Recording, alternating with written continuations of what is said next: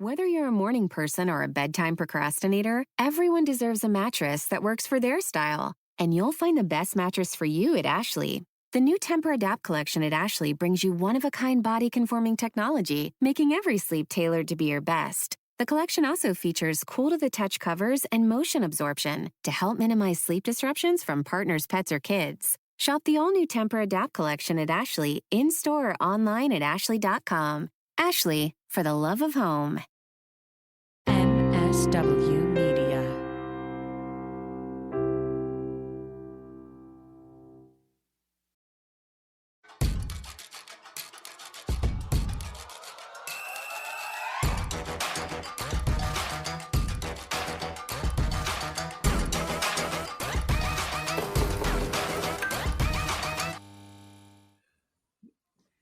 Hello, friends. Welcome to Feminist Buzzkills Live, the show that will say abortion more times in the next 30 minutes than Joe Biden has said in his entire life.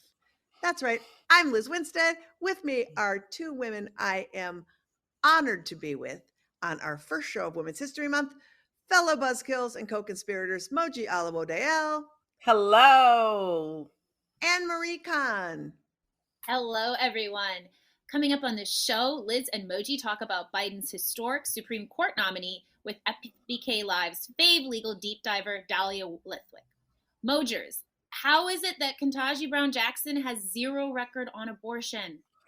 Whew, Marie, we have so many questions. Plus, Liz and I talked to the queen of alternative comedy, Beth Lapides, about her cool new audiobook, So You Need to Decide, where she explores the big decisions we have to make every day. And she talks to incredible people about what they struggle with when deciding.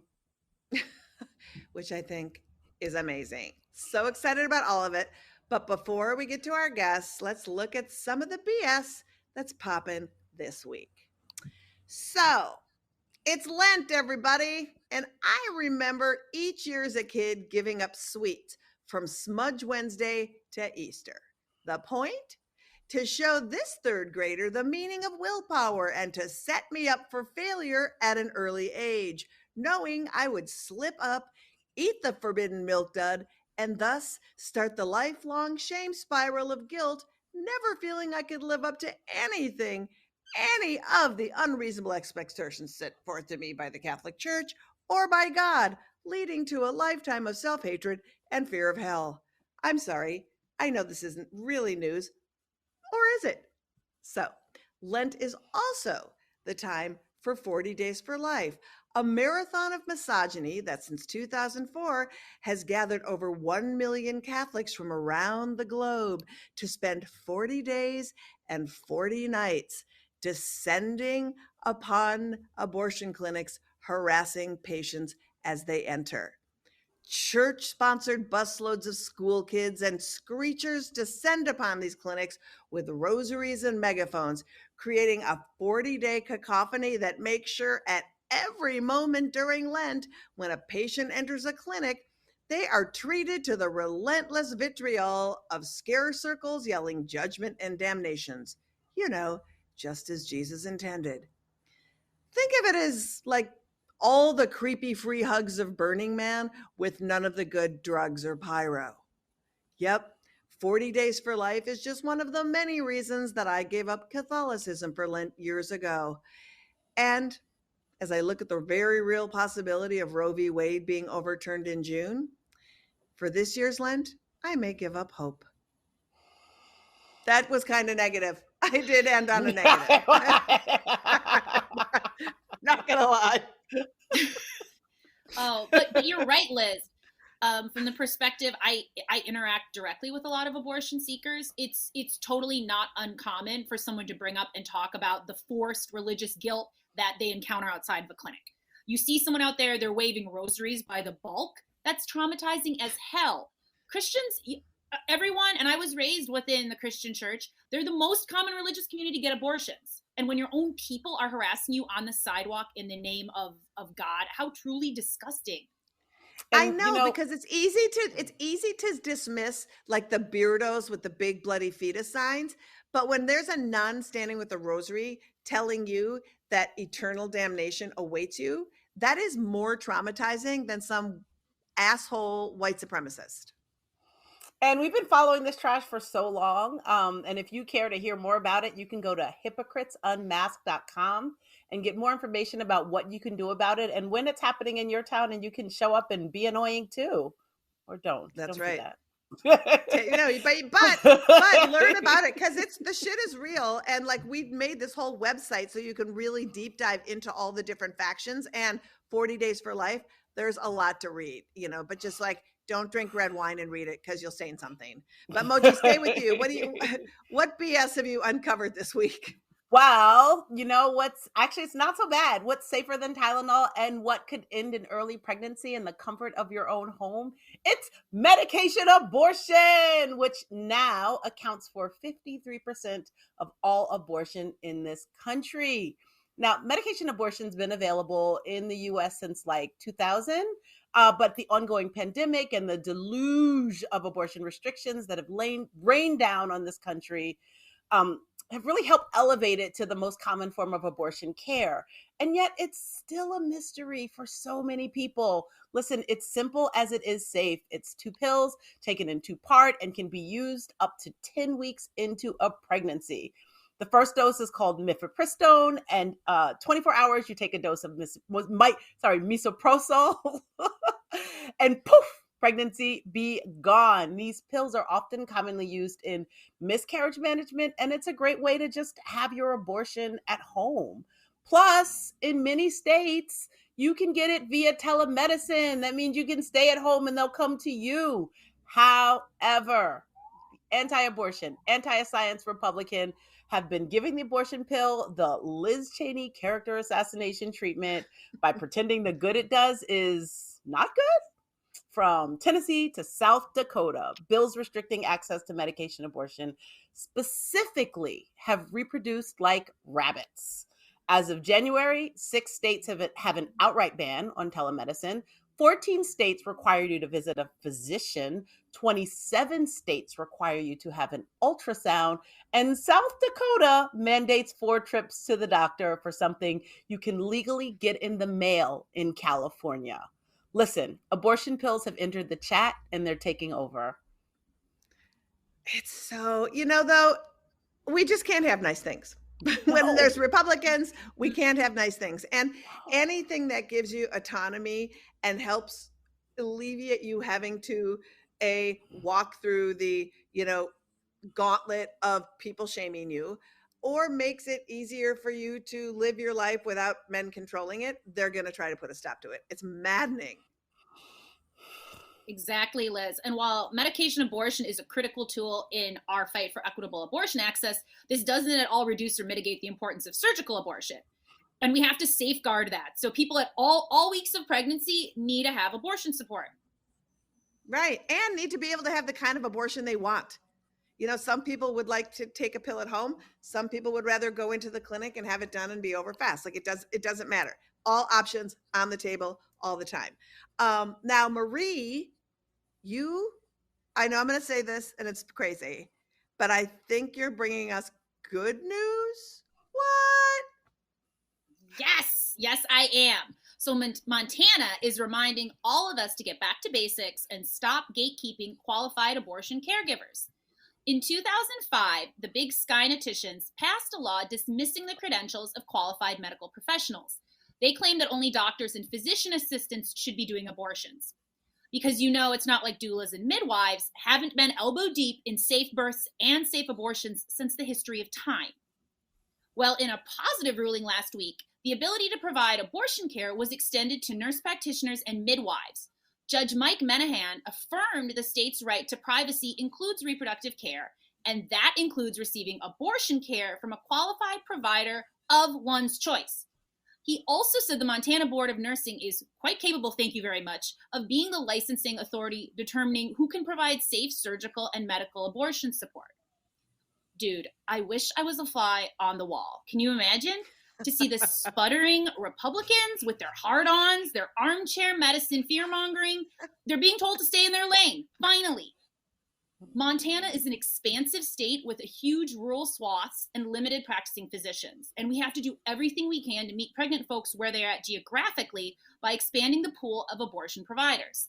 A handful of states in the last 5 years, including California, Hawaii, New York, and Alaska, have updated legislation to allow nurse practitioners, midwives, and physician's assistants to do abortion care. But 32 states still require a full-bore MD to dispense the abortion pill, be involved at some point in the process, which, to echo what Moji said, is safer than Tylenol. So small victories, y'all. Biden hasn't shown up for abortion, but at least Montana did. It is so frustrating. Oh my gosh, it's so frustrating. And when nurse practitioners provide abortion care, there's no reduction in patient safety outcomes. This has been researched. So like the Republican defense that they care about the safety of women is absolute bullshit. You know, Liz? And the history of abortion practice. First of all, there's been 4,000 years of abortion, and doctors didn't get involved in abortion until the 19th century. It was midwives, it was people who were doing this work, and now they get to do it again. And it's such utter bullshit that it's happening that I feel like it's just maddening. So good for you, Montana, and also these big square states that understand things. They might be leading the way, they might be leading the way. So that is awesome. And I think it's a really good place to kick into our first guest today, because as we talk about access to abortion, lack of access to abortion, the first place we have all been looking to is the Supreme Court and how much access they're going to allow us to have. Moj? Oh my gosh. Yeah. So listen, here at FBK, anytime we hear a news story, whether it's Ukraine or the Wordle phenomenon, we're all like, what does this mean for abortion rights? Just an FYI, abort is a great starter Wordle. Anyway, nothing in the news had us sweating in our soft spots more than wondering who Biden was going to pick for his Supreme Court nominee. He's chosen Ketanji Brown Jackson, and it's time to talk about what it means for abortion. So here to do that with us is a lawyer, writer, and journalist who covers law and politics for Slate and who is also a newly minted MSNBC legal analyst. Welcome, Dahlia Lithwick. Hi, Dahlia. Hey, Dahlia. Thank you for being with us today. Hi, Moji. Hi, Liz. We're so excited you're here and to talk about our new Supreme Court nominee. Can you lay out the highlights as to why she is above reproach as a candidate? I mean, I really, really like her. And I'm the person who forever wants Cheryl Eiffel, right? Like, I want the person who was the head of the NAACP Legal Defense Fund, who's been in the trenches fighting. I think that if you think about the fact that all three of Brett Kavanaugh, Amy Coney Barrett, and John Roberts literally did work for George Bush in Bush v. Gore, it would just be nice to have some parity in like somebody who was in the trenches fighting progressive fights rather than a really fantastic judge, right? But we don't live in that world. We live in the world of a really fantastic judge, and we got one. And so I just say that as my tiny bit of framing that in some sense, part of the reason progressives lose is they just don't put up the people who are willing to go to the mat, who think that winning this war is everything. Okay, that said, she's amazing. She's just amazing. She is, I think the best way to say it is that she has exactly John Roberts' record, right? Harvard. She clerked for the judge that she's replacing, except, she's got 8 more years of judicial experience than John Roberts. So by every metric, she's phenomenal. And I think, and I know we're going to talk about this, but it is beyond the historic first African-American woman. And I don't even want to say beyond that because that is full stop, right? I mean, amazing. But over and above that, I think it's the first time we've had a public defender. It's the first time we've had somebody who's worked on indigent defense. This is the first time since Thurgood Marshall that we've had somebody who really has been a civil rights, thinker about civil rights for Black Americans. And I just think on every front, the fact that we're getting firsts is both shocking, but also it's about time. And so I just can't say enough about how this is a person whose record is stellar. Don't let Lindsey Graham tell you anything else, but who also I really think in a deep way is going to give voice to something at the court that Sonia Sotomayor has been doing alone, which is talking about Black and brown people. Yeah, it's funny because when we look at things, she really is. And she's amazing. Like we've been looking at Ketanji Brown Jackson and just researching her. But her ruling on reproductive rights cases and reproductive justice cases, it's very thin. There's actually not a lot to look at there. Where do you think we can look in her work that could give us an idea of like how she sees abortion, or does she see it as a constitutional right? Like, has she given any speeches or anything on precedent that, like what she thinks settled law is, just anything that could give us, because we're Abortion Access Front, right? We want to know, like, where is she on abortion? And one of the reasons that this is such a hard conversation is when you look at, and credit where it's due, right? Joe Biden has done more to seat a diverse Article 3 judiciary than any other president in history. And he has gone to great pains to pull people who weren't just prosecutors, who don't just come from big law firms. I mean, he's really seated in the lower courts an incredibly robust and diverse career backgrounds judiciary. But abortion, no. Abortion is the one place where, right, he's, Dale Ho, voting rights expert. I mean, so many phenomenal people that he's gone to battle for, but on abortion, radio silence. And so like, that's a whole other conversation, is why is it that progressive activists who do, carceral rights, who do voting rights, who do criminal rights, all of those people get at least a seat at the table, abortion is not even in consideration. In fact, I would say it's disqualifying. So what you're identifying, which is there's a complete absence of any indication that this is a person who is for reproductive rights, well, there's a reason for that, because it's deemed disqualifying. And so that's really frustrating. I will say that it's not as though the other shortlisters, Leandra Kruger or J. Michelle Childs, had ample abortion, records or speeches. I just think we need to sit with the fact that we live in the world where that is something that is deemed like a third rail. That said, she has been progressive on many, many, many, many things. And I think that there's no reason to believe that she is going to be, wildly anti-reproductive rights. I just think the larger question, which is why can't we get a single person who's worked on abortion rights, even on a short list, that is a much more depressing question for your purposes. Yeah, I think so too. Hey, if you're just joining us, we are Feminist Buzzkills Live. I'm Liz Winstead, and we are talking to Dahlia Lithwick about Ketanji Brown Jackson, Joe Biden Supreme Court nominee. And having said that, so feeling like it's by design that even the top three candidates did not have any kind of record on abortion and that it feels disqualifying is so disheartening from the point of view of who's going to defend this as a constitutional right. I feel it's super worrying. At the same time, because she doesn't have anything out there in the world, how are the liberty chimps like Ted Cruz and Blackburn going to shriek about her that she's been sent from, Commie-stan to just like fulfill Biden's Marxist agenda? What are they going to point to? Well, for one thing, and I think this is the answer for why she was selected, a lot of those people, three of them, voted for her a year ago to be elevated to the DC circuit. So when you hear Lindsey Graham now saying like, oh, when I meant she was qualified to be a judge, what I didn't mean was that she, right? So just note the hypocrisy. But I think that the larger issue is you're going to hear like, oh, she, defended Guantanamo detainees. You're going to hear, oh, she was, took a whack at Don McGahn when he made this insane executive privilege assertion. So you'll hear lots of stuff like that. But the truth is, Liz, there isn't a lot to criticize about her. Does that matter for their purposes? Why, no. No, it does not. They will find something.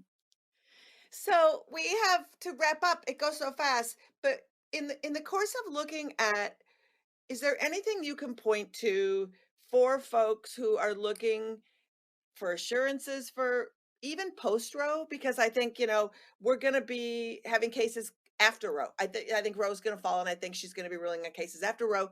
What can we find comfort in about this person, having known so little about her when it comes to abortion? I mean, a couple things. One is that she's really lived life. She has seen things you and I have not seen, and she will talk about them. But I think more urgently, what I think she is a mom. And I think that having the other mom on the Supreme Court be Amy Coney Barrett saying things like, oh, it's fine if you have to carry your baby to term and leave it at a fire station. I'm a mom. That doesn't matter. To have somebody who can counter that just, I think, truly horrifying narrative is of at least some utility in terms of writing a dissent.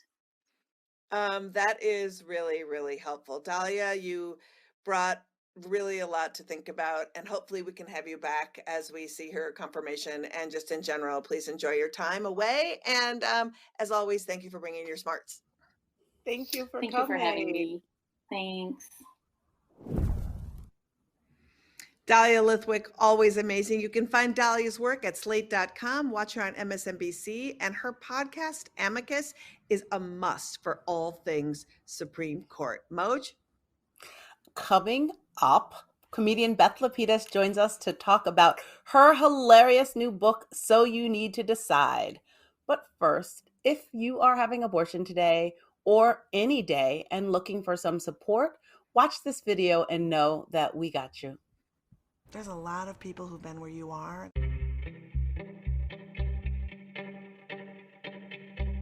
Oh shit, oh shit, oh shit. I had an abortion when I was 20 years old with the love of my life. My name is Helen. I had an abortion when I was 24 years old. I got pregnant by a guy I had known for 3 weeks. 4 years ago, I decided I was going to break up with him on Friday and found out I was pregnant on Monday. He wasn't protected, but that whole coitus interruptus is what we believed in at the time. I just switched from the pill to a diaphragm, and that month I clearly did not know how to use a diaphragm because I got pregnant. I've been pregnant 4 times. The first time I had a miscarriage, the second and third time I had an abortion, and the fourth time I had my child. He lived with his grandmother, and I was 30, and he was 28. I thought to myself, oh, he said he smoked so much pot that he couldn't get me pregnant.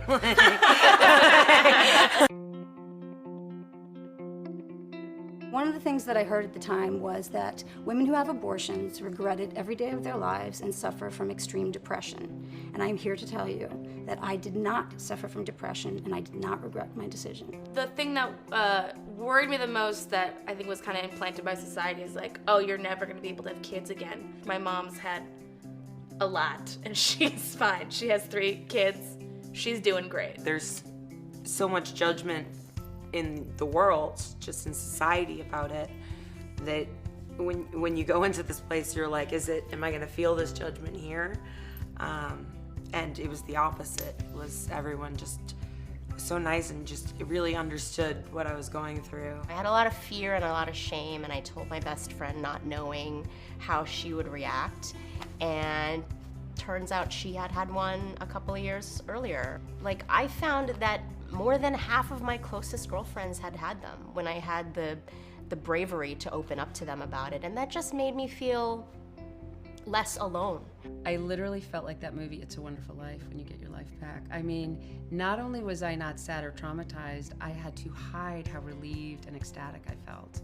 I just felt it was my right to take care of my body. I trusted my decision. I trusted the way I took care of myself. I trusted myself to, direct my life.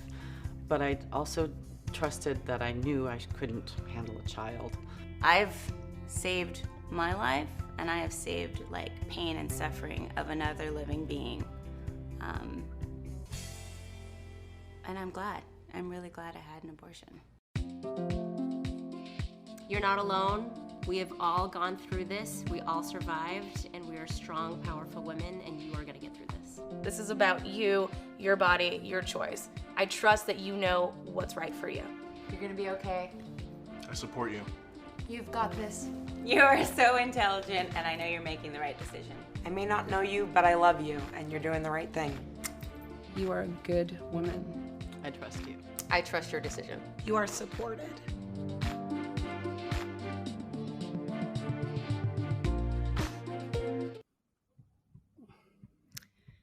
I love that video. So much. It's like, even, I've seen it dozens of times, and every time it just touches me again. It reminds me how important it is for us to talk about our abortions and the abortions of the people around us. And really, like, the way we talk about it, the way we bring the sunlight to it is how we help get rid of stigma around it. It was really beautiful. I also like and I like jump starting on why you got there, and like trying to preemptively talk about like it, take the blame away from how you got pregnant. Nobody cares. It doesn't matter why you want to have an abortion. Doesn't matter. There's no good abortion. There's no bad abortion. There's only the abortion you need. And on that note, let's bring on our next guest. Oh my gosh. Our next guest has been called the Godmother of alternative comedy, and her new audiobook, So You Need to Decide. In her new audiobook, So You Need to Decide, she examines some of life's biggest decisions with some of the world's biggest writers and culture icons. Please welcome Beth Lapides. Hi, Beth. Hi. Hello. Thanks for having me. I'm good. Oh my God, that video was so moving. I was crying. I was laughing. It's so good. Oh my God, he said he smoked too much pot to get me pregnant. Oh my God. I mean, have we not heard every fucking story to have some guy just try to shove it in somehow? Oh my God. Look, how about just be awesome and we'll probably fuck you? If you have to come up with crazy excuses, kind of a nightmare. And it was so funny. It was very beautiful. Stories. I loved it because it's really stories is what gets us always. And that is like your whole thing. And like, it was so exciting to have you kicking off Women's History Month on the show, talking about stories and talking about this book that you have about decisions. Like Uncabaret was this storytelling comedy dream. And then your book in talking about decisions by people who have a really hard time making decisions. How do you even start to write a book asking actors and culture people and comedians to talk about how they make decisions? Like, how do they even finish the interviews? Honestly, it's like trying to interview somebody about self-esteem. How did you even think of it? I wanted to do this format. I mean, I know it's sort of an experimental format of this, original audiobook. And I just thought it was before 2020, and you know how with elections, it's always like decision 2020, and that word decision just really got to me. And I just kept thinking about it, and I kept thinking, why is it so hard? And I just thought there'd be good stories. I just felt in my heart like there's going to be good stories. Well, before we kick into it, the one thing I thought was incredible was you said, and I want you to say it, how many decisions a person makes my God in a day. And I was like, oh my God. I can't remember. It's like 135,452. It was super specific when you Google it. It's like, and how do they know? And do they include brushing your teeth, moving your toothbrush, or is it only over easy or scrambled? Or what decisions? Like, is it like scratching, or what do you? It must be like me just deciding to lift my hands when I'm talking. Yes. Or just lean forward. Yes. Those are yes. 2. I'm still yes. talking. 3. Every Stop time you're on talking Instagram. Well, I think writers and creative people, I mean, it's an explosion. All you do when you write is make a decision. Every word is a decision. There's nothing, routine about it. Oh my God, So, it's so true. If you're just joining it's so us, crazy. this is Feminist Buzzkills Live, talking to Beth Lapides, hilarious comedian, founder of Uncabaret, and we're talking about her new book, Moji. Oh my gosh. So Beth, I love listening to your audiobook, and you have truly fascinating people in your book, kind of speaking candidly about their experiences and their process. And I especially loved hearing Sandra Bernhard talking about how she decided to have a child. And then when she got pregnant, she was like, I'm just going to keep going and not talk about this pregnancy thing I'm doing. How did you coax this level of intimacy from the people you interviewed? I think I have because it wasn't an interview, I always think of it as a conversation, not an interview. I think that's one of the main ways I do it. And I don't know. That's just that's my brand. I don't know, intimacy and intensity. And, there was a lot of other stuff too. That stuff got cut out. We talked for a long time. All these conversations were probably an hour long. And people want, there's a thing also, people feel like, people really want to share their heart. I mean, honestly, that's my experience of people is, can I tell you? People ultimately do want to tell.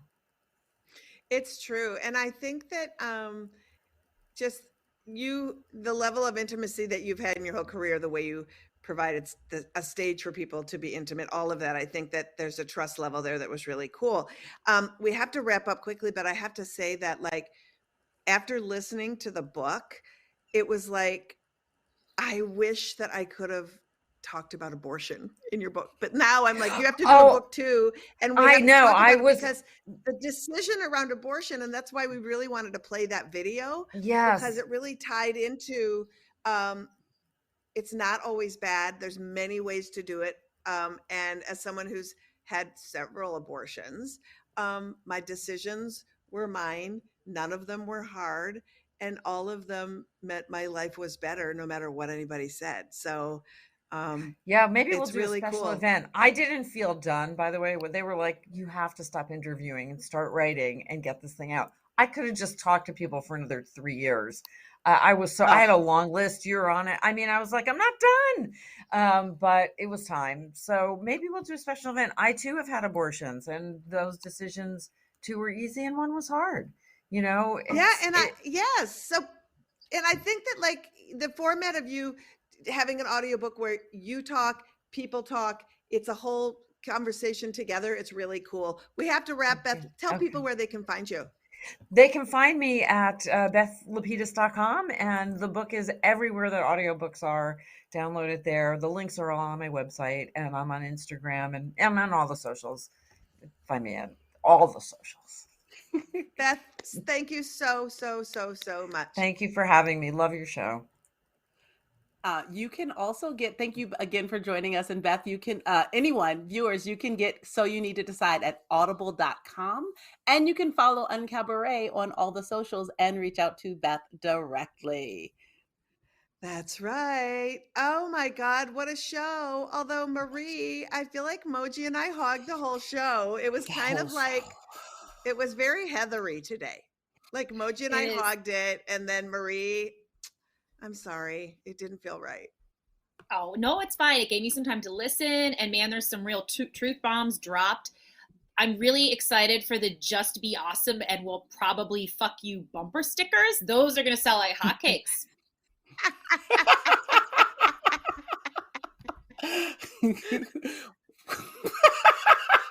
Well, I can't wait to have a mom on the Supreme Court who thinks that leaving your baby at the fire station is, bad, not ideal.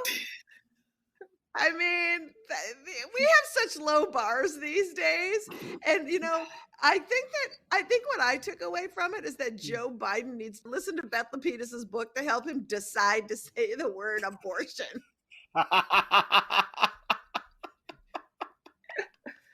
Well, that's our show. Marie, take us out. We want to thank Dahlia and Beth Lapides for stopping by. And don't forget to buy Beth's book, So You Need to Decide, at audible.com.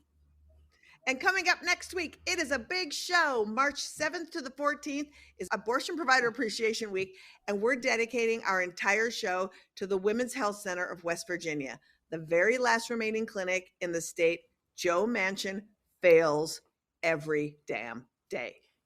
Every day. Plus, the one and only Peaches will be here. Yep, that Peaches. We will talk about her life, her work, abortion, all the things.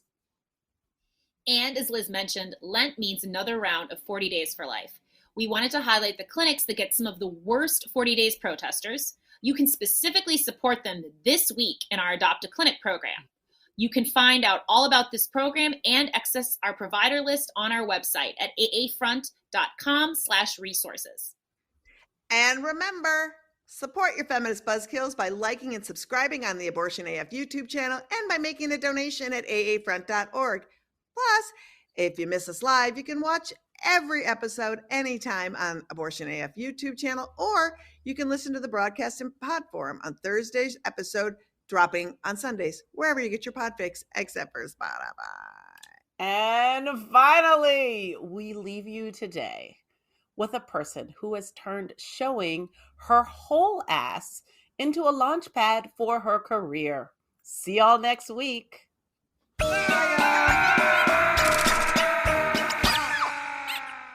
Lie number 2, rape victims need abortions. Wrong. They need love. They need support. They need safety and healing. They needed a Glock 19 when it happened.